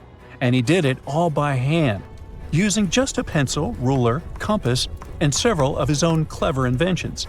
To gather all the necessary data, the genius walked through the streets for weeks using a large wheel that spun as he moved, recording the distance with a cable. Using the magnetic compass, he determined precise directions. He also developed a tool called the bussola, which measured angles inside a circle. With this, he could track the exact turns of each street and the size of the intersections. He figured out the distances between houses and major roads. Then, back at home, he used his notes and calculations to draw the map to scale with incredible precision. In his work, Da Vinci also used a technique developed by Florentine humanist Leon Battista Alberti. He created a mapping method where you could place an entire city inside a circle using polar coordinates. At the center of the city, 8 straight lines met, representing the main directions of a compass. Leonardo used this system to divide the town into 8 sections. He didn't overlook even the smallest buildings, which made his map one of the most advanced of its time. The Italian genius had a big dream to build a machine that could let people fly. He studied how birds, bats, and kites moved through the air and designed a special flying machine.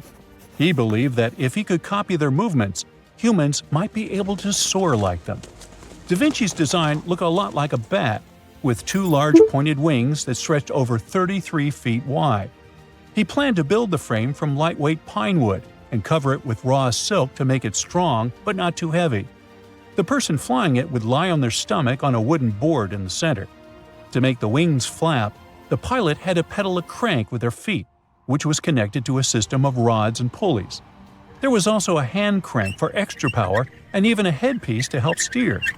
As the person moved their hands and feet, the wings would flap and twist, just like a bird's.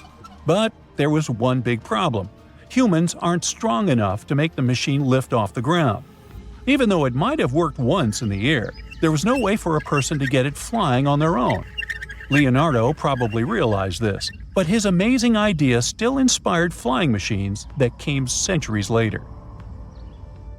Da Vinci was way ahead of his time with many of his inventions, but his idea for a humanoid robot was especially futuristic.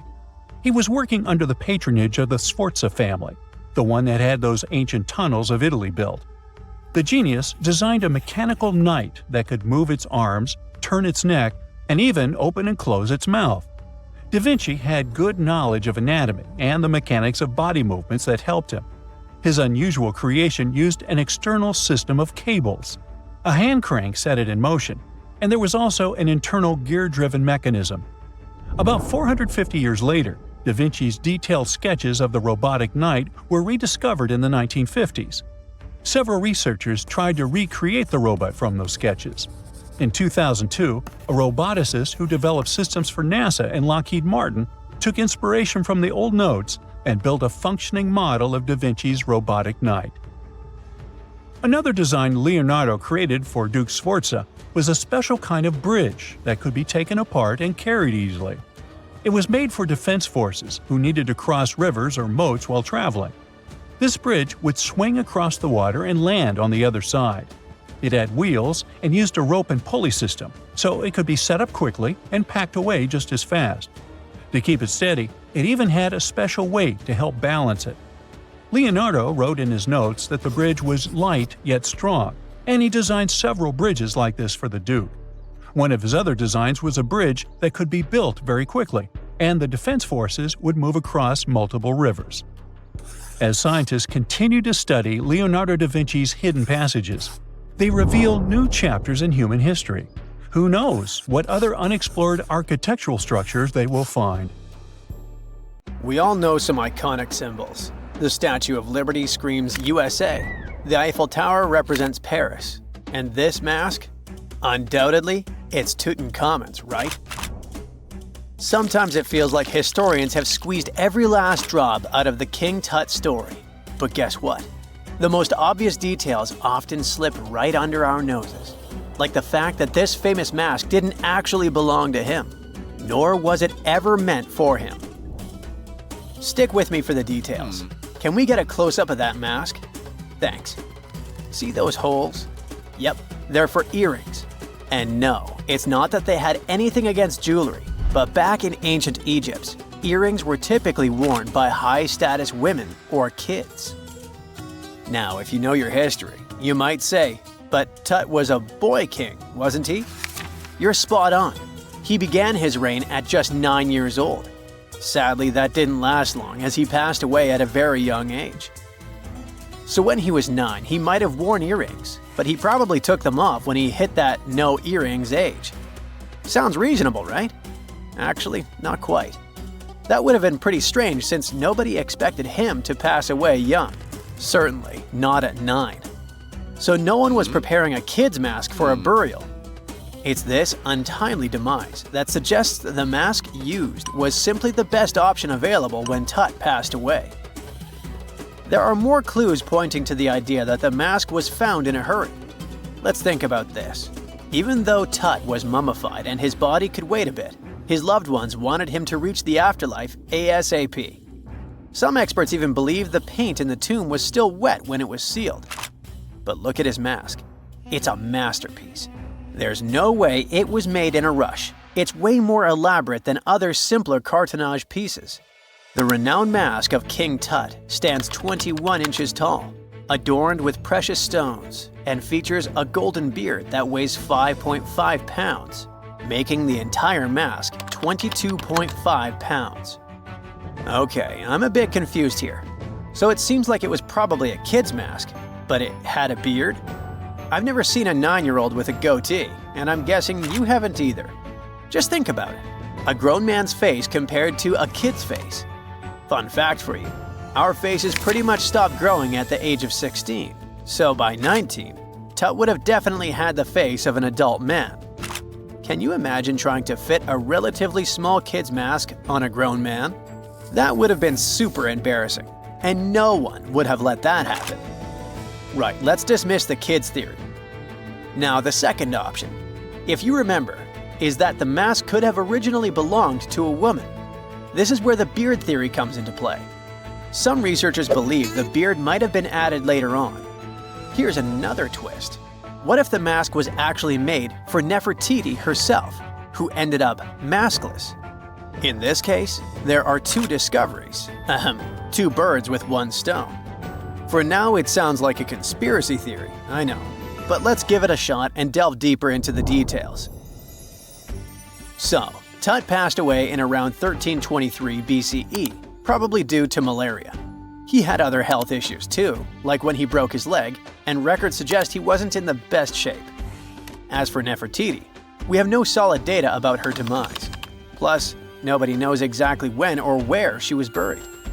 The supposed year when she passed away is around 1330 BCE, but she could have lived longer, and the mask was intended and prepared for her. Or maybe they just took her mask right from the burial chamber. After all, they were family. Well, sort of. She was said to be his stepmom, having been married to Akhenaten, who was likely Tut's father. But this is not 100% accurate. Some scientists doubt it. Ah, these ancient Egyptian families. It's hard to keep track of who's who. I know, you're not yet convinced that Tut wore a lady's mask. Let me share one more theory with you. Meet Howard Carter, the enthusiastic archaeologist who discovered Tutankhamun's tomb. It was located in the Valley of Kings outside Luxor and, to everyone's surprise, was nearly intact. When he entered, he noticed something odd. This didn't feel like a pharaoh's burial chamber. It was classy and all, but it had a vibe that suggested it was made for a woman. Typically, Egyptian pharaohs had larger tombs that suited them better, and even more strangely, it was oriented to the right of the entrance. This didn't add up. That orientation was typical for female chambers, which Egyptian queens used. Another red flag was that the chamber appeared to have been built in stages, and all the artifacts, around 2,000 of them, seemed hastily placed there. Even more curious, they looked like they were meant for other royals. Carter discovered this burial site in 1922, but it remained a mystery as to why it was so bizarre. Almost a century later, Nicholas Reeves thought he may have solved the puzzle. He claimed that King Tut might not have been the original resident of the tomb. Instead, he suggested that the undisturbed resting place of the legendary Queen Nefertiti could be hidden behind the walls of the boy king's burial chamber.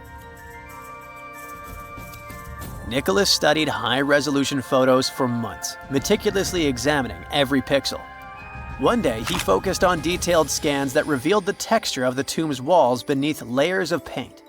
He spotted what he believed to be outlines of two doorways that had been blocked and plastered over to hide them from view. The more he looked, the more it seemed real. Could it be a tomb within a tomb? Nicholas theorized there was a hidden storeroom behind the western wall of King Tut's tomb, and his chamber might just be the outermost section of a larger corridor-style network of rooms. It all sounds fancy, but sorry to break it to you, Reeves' theory was debunked. To find out if he was onto something, experts had to use ground-penetrating radar to see the unseen. Reeves' idea was that if there were gaps, it could indicate the presence of additional rooms. And at first, in 2015, one expert even thought he had found a hidden room. But the glory didn't last for long. A year later, after double-checking, it turned out there were no hidden doorways. By the way, Nefertiti isn't the only legendary woman from Egypt whose burial site remains a captivating mystery. There's a cool legend about Cleopatra that you might enjoy. It's said that she once declared, "No man will ever find my tomb." Kind of fitting, right? After all, the person who's come closest to uncovering her final resting place is a woman.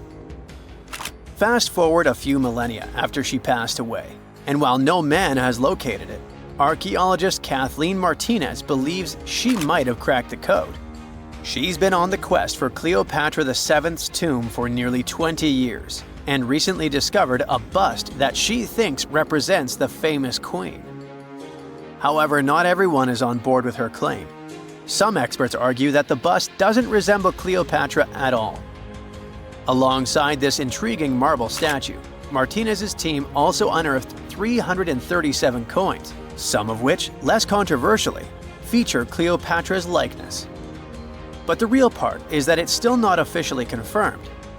There's no doubt about the existence of the small bust. It's carved from white marble, fits in one hand, and shows a woman wearing a royal crown, according to a translated statement from the Egyptian Ministry of Tourism and Antiquities.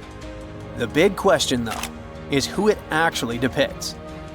While Martinez insists this statue is a representation of Queen Cleopatra VII, many other archaeologists argue that the facial features don't match, suggesting it likely belongs to a princess instead. Sorry, I can't resist the temptation of breaking the magic for a moment. Some folks believe that the whole idea of "no man will find my tomb" is misunderstood. Even if she did say it, what she probably meant was "no living soul," and it wasn't about gender at all. It can as well be just a beautiful legend. Toodaloo! What is a boat doing in the middle of a desert? You would expect to find a seagoing vessel closer to shore. This is the question archaeologists had been asking for decades. In 1988, there was a storm near one of the most important archaeological sites in ancient Egypt. A wooden structure emerged from the sand. It was hollowed out by termites. Scientists were determined to solve its mystery. In 2000, they began excavating the site near Abydos, Ubidos. An American team of experts soon discovered a boat that was 70 feet long, and it wasn't alone. In total, there were 14 boats neatly resting next to each other. It was impossible to completely dig out the boats because of their poor condition.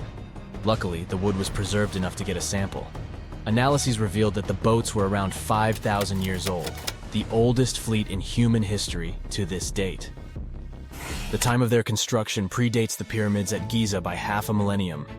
Each ship of the fleet rested in a vault that matched its dimensions. The room was roughly a third of the size of a tennis court. It had mud brick walls that featured more than 120 drawings of boats. Ancient Egyptians incised them on whitewashed walls that were excellently preserved. Scientists have known about these mysterious chambers for well over a century. 1901, 1902. A British archaeologist, Arthur Weigel, stumbled upon a strange structure west of the River Nile. His team caught a glimpse of the interior walls. Sadly, A section of the roof collapsed, so they had to call off further exploration. Researchers abandoned the site, but its location remained on the maps. The boat's position first led scientists to think that they rested on a bank of the mighty Nile. But there was a problem with this theory. Today, the river flows almost 7 miles west of Abydos. Further studies of the surrounding terrain showed the Nile didn't change its course throughout history. Also, if the boats floated near a dock, they would be in unstable positions. The 14 vessels at Abydos were perfectly parallel to each other. There was only one conclusion possible. Someone had deliberately placed them like that. They must have gone through a lot of effort. Each boat had enough room for up to 30 rowers. These vessels could really float. They weren't models, but scholars still don't know if they actually sailed any body of water in ancient Egypt. This doesn't diminish the importance of the find. Previously, archaeologists found only small-scale models. In King Tut's tomb alone, there were 35 boat models. For a long time, these figurines were the only clues as to how ancient Egyptian vessels looked like. The boat's design confirms that they were the real deal. They are the earliest surviving examples of something called built boats. Ancient people constructed primitive vessels by hollowing out large tree trunks. The alternative was reed that was tied together to form a raft. The boats at Abydos had planks tied together. This was a major breakthrough in shipbuilding. During their lifetime, the boats must have seemed impressive. Timber was a valuable commodity at the time. There was no wood in the desert. Cedar had to be imported from Lebanon. The only person who could afford such luxury was the pharaoh. Studying the area around the ancient fleet provided more answers. Scientists discovered a mud brick structure where Egyptians worshipped the pharaoh. Its approximate date of construction matches that of the wooden boats. The same bricks out of which this building was made were used to encase the fleet. At the time of their construction, the rooms they were stored in had a ceiling. That's the section that archaeologists stumbled upon in the early 20th century. Just like mummies and coffins, these marvelous ships rested inside splendid vaults. The exterior of these rooms was also impressive. The outer walls originally had a plaster of white limestone. It reflected sunlight. In the desert sun, the structure housing the boats must have shone from miles away. Ancient Egyptian builders used the same technique to cover the pyramids 500 years later. Today, their surface looks jagged, but it wasn't always like this. When they were constructed, the pyramids had a top layer of fine white limestone. Their surface was smooth and it gleamed in the sunlight. Instead of stairs, the outer layer of the pyramids was more of a sleek ramp. Archaeologists were left with one final question. Which pharaoh owned the fleet? The answer lay just a mile from the site. This is where the tomb of a pharaoh from the 5th dynasty rested, King Senwosret III. Its time and style of construction matched the ones of the chambers with boats. The very end of his rule might explain how the boats ended up in the middle of the desert. The pharaoh probably passed away in northern Egypt. Then his body was transported down the Nile to Abydos in a marvelous procession of decorated boats. The vessels were later lowered to chambers near the final resting place of their owner. This had a symbolic meaning. In the ancient Egyptians' belief system, ships played a key role. Their supreme deity was Ra. He traveled through the sky during the day in the form of the sun. At nighttime, he sailed through the netherworld in a solar boat. The pharaoh identified himself with Ra. That's why he needed boats in the afterlife. That was the only way to regenerate himself. Just as the sun rises every day above the horizon. This belief existed for thousands of years. The more famous Pharaoh Khufu also had a ship. Scientists found it in 1954 next to his pyramid at Giza. It is some 4 centuries younger than the fleet at Abydos, but Khufu's ship was almost 2 times longer. The Great Pyramid of Giza and King Tut's tomb are some of the most famous archaeological finds in Egypt. But there are many more secrets hiding beneath the endless sands of the Sahara Desert. Recently, 2020, archaeologists found a lost city there. They have labeled it as the most important discovery since King Tut's tomb, 1922. The city of Aten is some 3,000 years old. Historians hope it will give them a unique insight into the everyday life of ancient Egyptians. The famous archaeologist and Egyptologist Zahi Hawass proclaimed the site a lost golden city. Aten sits some 300 miles south of Egypt's capital, Cairo. It is close to the famous Valley of the Kings. Archaeologists first found sections of mud brick walls that spread out in all directions. They discovered complete rooms with tools of everyday life inside. The research team unearthed a bakery, a residential neighborhood, and an administrative district. They all date back to the time when the Egyptian civilization was the wealthiest in its long history. They were also the first to make objects from iron. In 1911, scientists found a set of iron beads near a village in Lower Egypt, El Girza. These are the earliest known iron artifacts. The discovery is literally out of this world. Ancient people made them by beating into shape a piece of a meteorite. The 9 beads were once part of an ornate necklace. They are now blackened and corroded, which is perfectly normal for a piece of jewelry that is over 5,000 years old. They consist of an iron-nickel alloy. Researchers were impressed by the skill of ancient jewelers who processed the beads. Their craftsmanship is more impressive when you think that they didn't know the stellar origins of the material. The Great Pyramid of Giza also has a remarkable feature.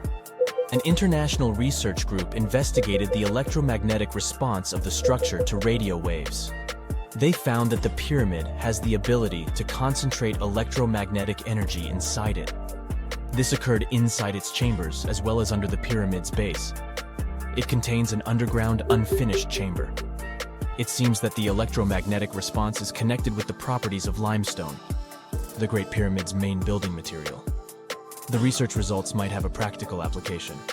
The way solar cells and nanosensors function could be improved by this remarkable find. 2 centuries ago, a 31-year-old Frenchman stormed into his brother's office in Paris. He had only one thing to share. "I've got it!" The man was so excited that he immediately collapsed. He spent the next 5 days in bed recovering his health. Who was this mysterious person, and why was he so thrilled? Jean-François Champollion made one of the greatest scientific breakthroughs in human history. He had cracked the code of Egyptian hieroglyphs.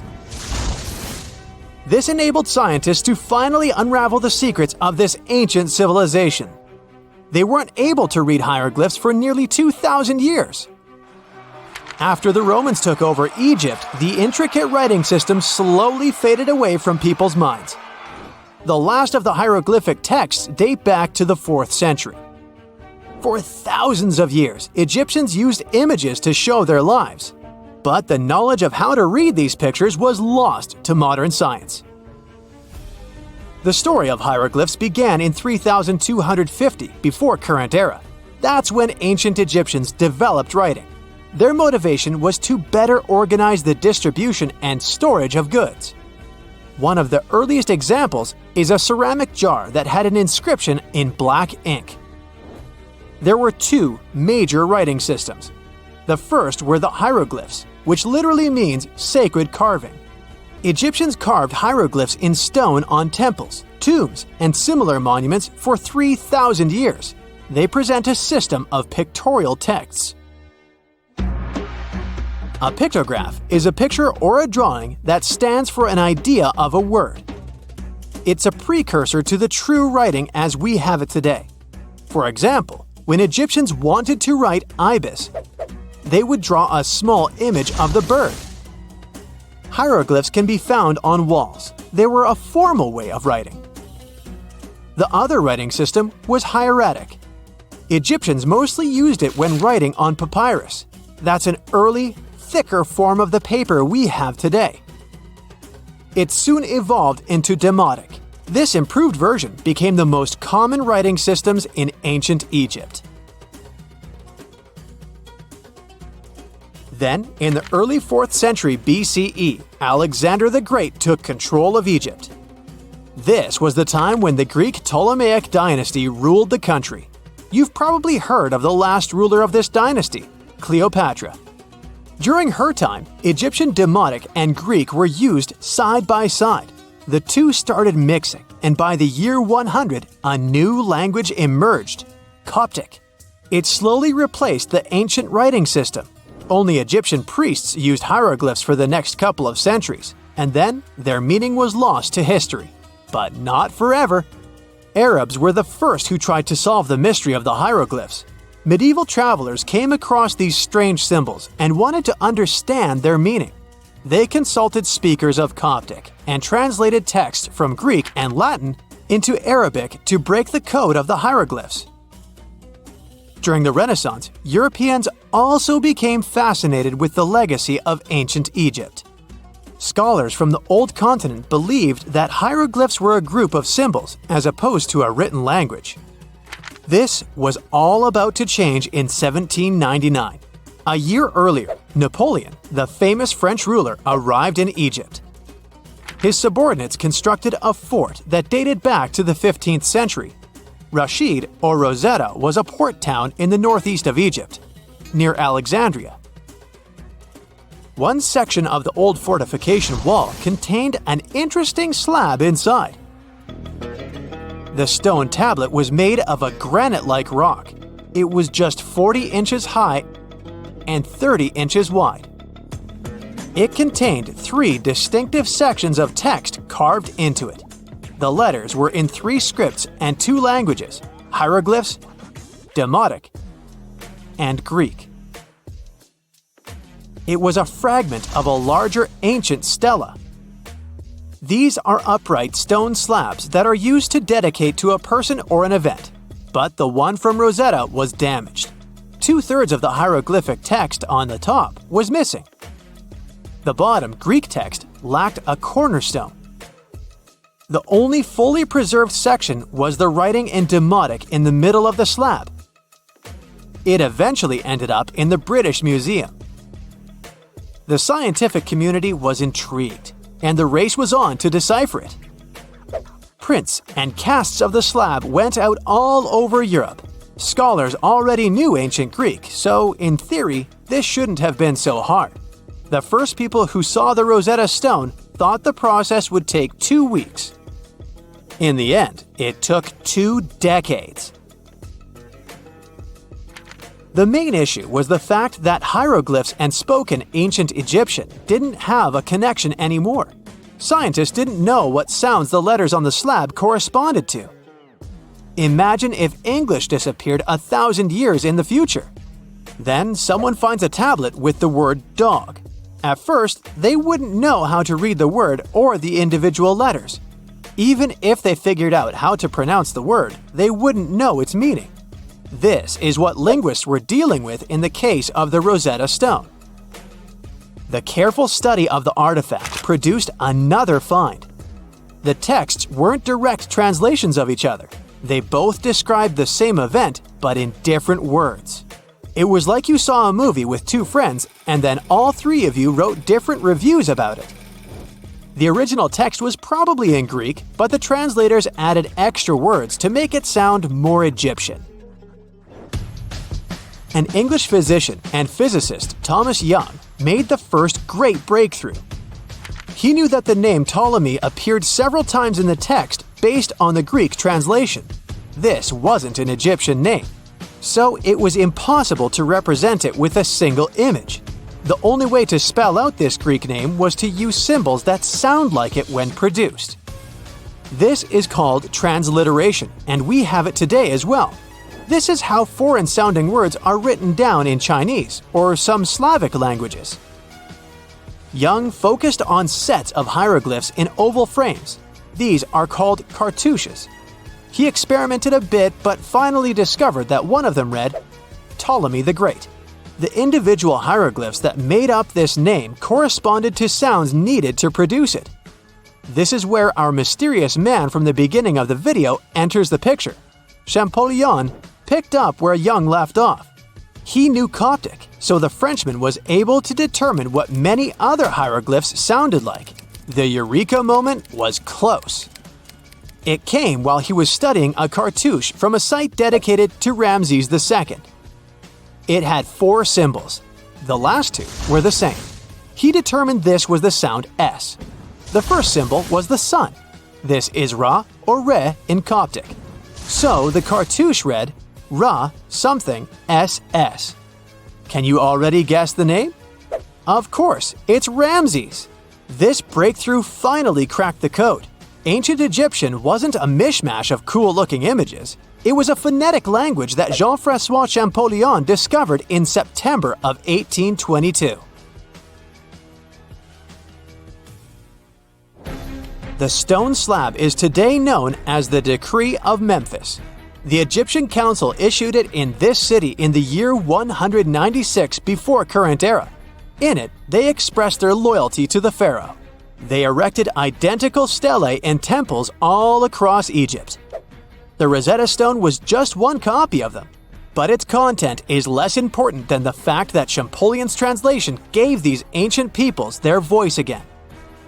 During the 1800s, European scholars didn't think that the Egyptian civilization was much older than classical Greek or Roman. Now that scientists could read hieroglyphs, a whole new chapter of human history opened. One of the most famous finds in the history of archaeology happened in 1922.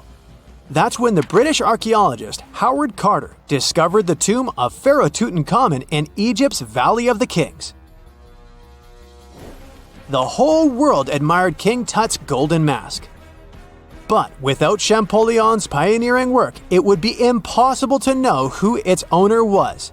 The young pharaoh's cartouche is phonetic. For instance, you pronounce the pictograph of a chick as the vowel U. The symbol for the key of life is an ankh, and there is a shepherd's crook in the end. It symbolizes the word ruler.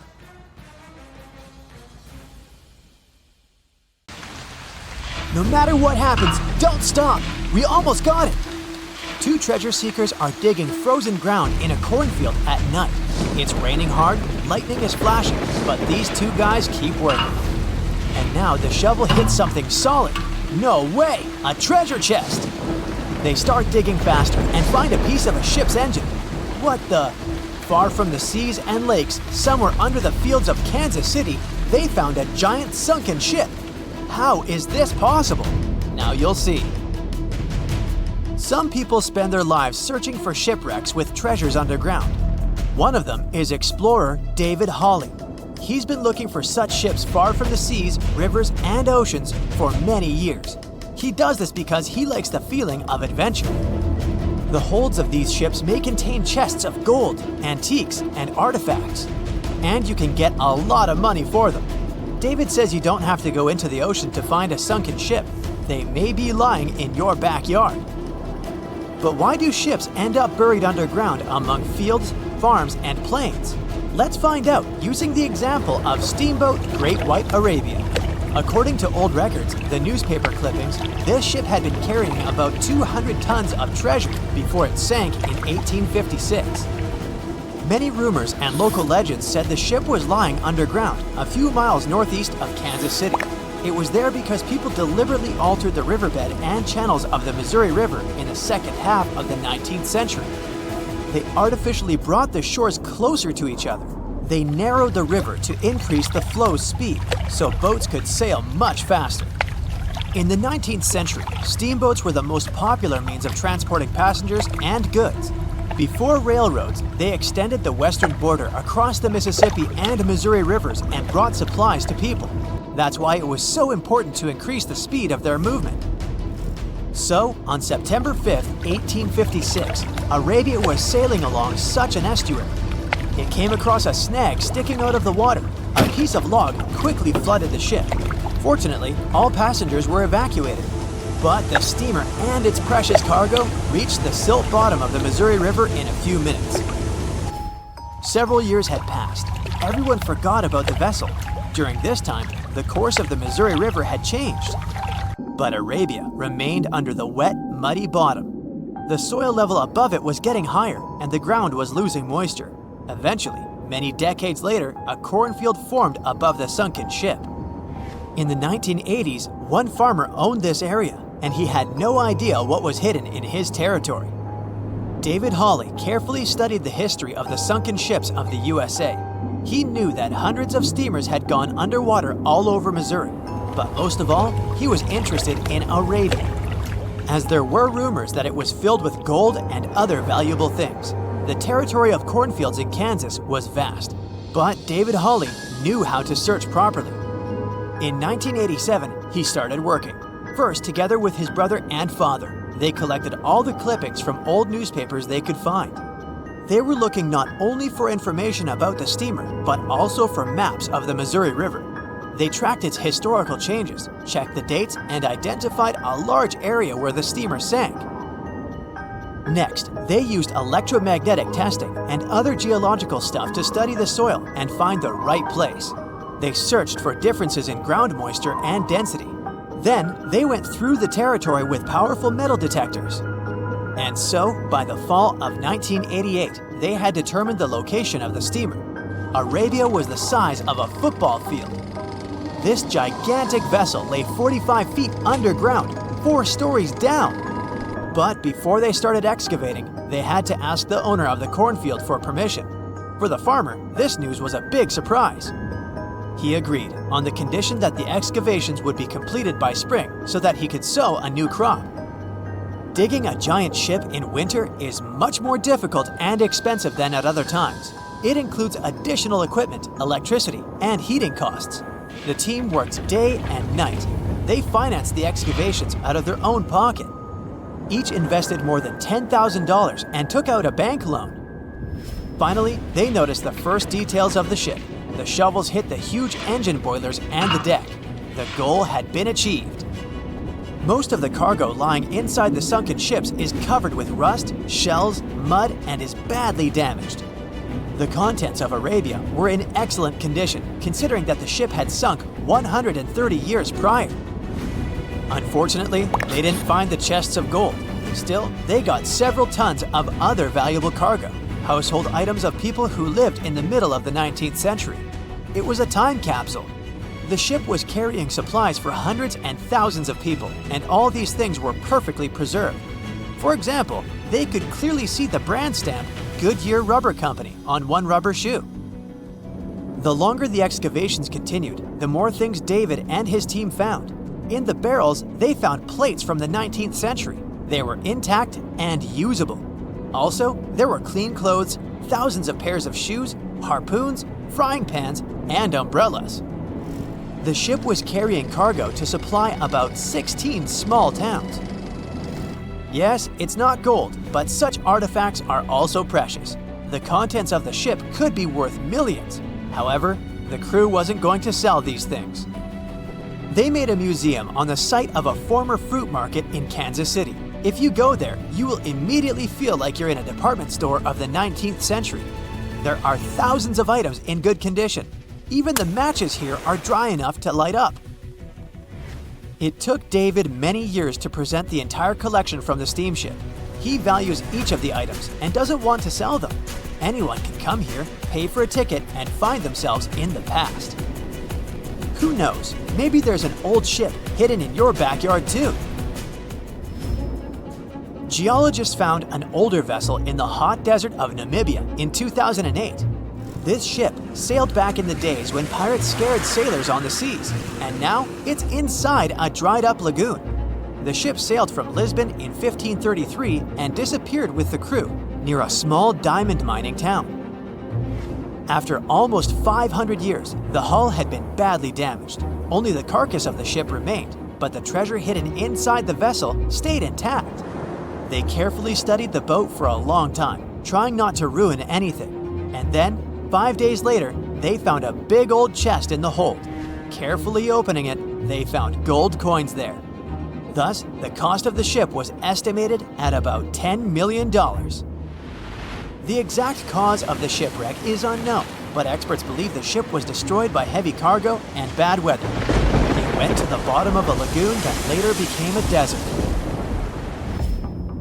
Some find an airplane in their backyard, others discover a ship, and one man found a passage to an ancient secret city in his house. This happened in Turkey in 1963. The owners of the building decided to make repairs. He went to his basement and knocked down the wall to turn this place into a living room. And so, behind one wall, he found a tunnel leading underground. The man thought it was some kind of a secret chamber. He went down there and realized it was something much more than that. It was an ancient city 18 floors deep. People built it in the years 780 to 1180 as a refuge from weather disasters and the invasion of enemies. This place also includes many underground tunnels that stretch for several miles in different directions. People could get to the town from different points using secret passages leading to these roads. The city can accommodate about 20,000 residents, livestock, and tons of food supplies. Archaeologists have also found a chapel, schools, stables, and public kitchens there. No man shall ever find my tomb. That's what, according to rumors, Cleopatra once said. Rumor has it really wasn't about the gender. She wanted no living soul to disturb her, and I think she meant that no human would ever discover the location of her grave. But, surprisingly, it was indeed a woman who was closer than anyone before to finally discovering the Queen's resting place. Meet Kathleen Martinez Berry, a criminal lawyer turned archaeologist. She got so intrigued with Cleopatra's story that she packed her bags and went to Egypt with no official support and even no permission from the authorities. All she had was pure determination to find the Queen's tomb. Now, you could say Kathleen had always been ahead of the game. She skipped grades in school, mastered piano, chess, swimming, and martial arts, and grew up listening to top intellectuals debating in her home. And she even got her law degree at just 19, and archaeology was her side passion. She had never actually been to Egypt, never dug up a single artifact. But her fascination with Cleopatra went all the way back to an argument with her father in 1990. That day, she walked into his library looking for a copy of Antony and Cleopatra by Shakespeare. Her dad, Fausto Martinez, a professor and legal expert, casually called Cleopatra a seductress. Kathleen wasn't having it. She fired back, arguing that history had been totally unfair to Cleopatra. The Romans, she said, wanted to destroy her reputation, and for centuries, people had just believed their version of the story.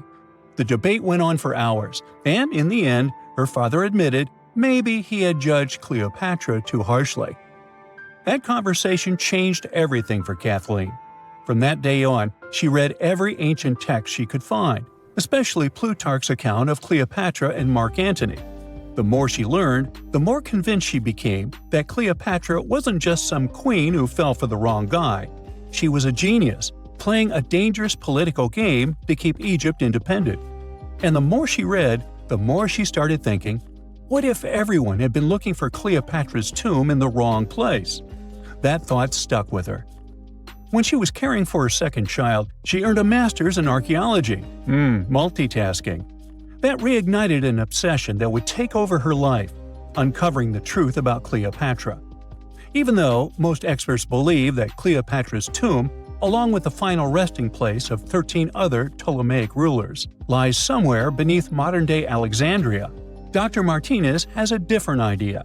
She believes Cleopatra was buried at Taposiris Magna, an ancient temple dedicated to Osiris, the Egyptian deity of the afterlife. But she still needed an ancient foundation plate. These plates, about the size of a smartphone, were placed beneath important temple structures and often contained inscriptions explaining when and why the temple was built. If she could find a plate that confirmed the temple was dedicated to Isis, Cleopatra's patron deity, she'd have solid proof that this was the right place to look. Nothing could deter Martinez. She excavated the entire temple site, digging deeper than anyone before her. Her team found coins with Cleopatra's name and face stamped on them. It meant Cleopatra had a direct connection to this site. Then, they uncovered something even more interesting. A tunnel used to bring water to people, leading straight from the temple into the Mediterranean Sea. So, if parts of the temple had already sunken into the water, could Cleopatra's tomb be down there too? Martinez needed proof to convince Egyptian authorities to let her search underwater. And, against all odds, she found the missing foundation plate. On it, the pharaoh offered a large area of Nubia to deity Isis. That was it, the confirmation she needed. The temple was indeed dedicated to Isis, proving her theory wasn't just speculation. If one temple was on land, Martinez suspected the second temple, possibly Cleopatra's tomb, had collapsed into the sea. She needed help from experts in underwater archaeology, so she reached out to Robert Ballard, the guy who discovered the Titanic. With support from the Egyptian authorities, she and her team began exploring the waters off the coast of Alexandria. And what they found was mind-blowing. Underwater, they discovered massive stone structures, some standing 6 to 10 feet tall, right where the coastline would have been thousands of years ago. They also found basalt blocks, the same material used in the statues from the first temple. That meant one thing: those weren't just random rocks. They were the remains of a lost city, buried beneath the sea for centuries. Now, we can only wait and see whether Martinez and her team will be able to unravel one of the greatest mysteries of the past left by the outstanding woman that was Cleopatra. Here's some backstory. After her father, Ptolemy VII, passed away, Egypt's throne went to both Ptolemy VIII and Cleopatra, or so it seemed. Cleopatra, just 18 at the time, allegedly married her 10-year-old brother. Yeah, ancient royalty had some different customs, though there's no solid proof of that. But sibling love didn't last long. Young Ptolemy decided he wanted all the power for himself and tried to push Cleopatra out. Forced to flee the country, she didn't just sit around feeling sorry for herself. She raised an army, ready to march back and take what was hers. That's how, at 21, she was already in the Sinai Desert, leading an army and planning her return to the throne. Now, by that time, Cleopatra had already been locked in a powerful political, and not only political, alliance with Julius Caesar. In June 47 BC, she gave birth to a son, Ptolemy Caesar, better known as Caesarion, who, many believe, was Caesar's child. But that didn't stop her from playing by Egyptian royal rules. And her husband number 2, her other brother, Ptolemy XIV. Yep, despite her ongoing affair with Caesar, Cleopatra married yet another sibling, because, in her world, keeping the throne in the family was the name of the game. Now, marriage aside, Cleopatra's bond with Caesar stayed strong. She even traveled to Rome with Ptolemy XIV for a state visit. But instead of playing the role of a dutiful queen, she stayed in Caesar's private villa by the Tiber River. But after Julius Caesar lost his life in 44 BCE on the Ides of March, Cleopatra's political standing became shaky. To make matters worse, her brother-husband Ptolemy XIV passed away soon after, and some suspect Cleopatra had a hand in it, leaving her as the sole ruler of Egypt. Meanwhile, back in Rome, Mark Antony was rising to power as Caesar's presumed successor. Wanting to size up the Queen of Egypt, he summoned Cleopatra, and she did not disappoint. Sailing into town on the lavish barge, dressed as a deity, Cleopatra made quite an entrance. Antony was instantly mesmerized, so much so that he left his third wife back in Rome and followed Cleopatra to Alexandria, where their relationship turned into a full-blown royal affair. The two had 3 children together. Together, they waged war against Caesar's adopted son, Octavian, in a battle for control of the Roman Empire. The last time the queen was seen, she was in her mausoleum, dressed in full royal splendor, diadem on her head, lying on what Plutarch called a golden couch. When Antony and Cleopatra lost at Actium, Octavian's forces marched into Alexandria. Cleopatra apparently knew the end was near, so she locked herself inside her mausoleum, surrounded by gold, silver, pearls, and priceless art. Those were the treasures she threatened to burn rather than let the Romans take them. Antony, meanwhile, wasn't going to let the Romans capture him alive. He wounded himself with his own sword, but before he passed away, he was carried to Cleopatra's side. She held him as he took his last breath in her arms. A little over a week later, Cleopatra made her own choice. Rather than face humiliation as Octavia's prisoner, she ended her life.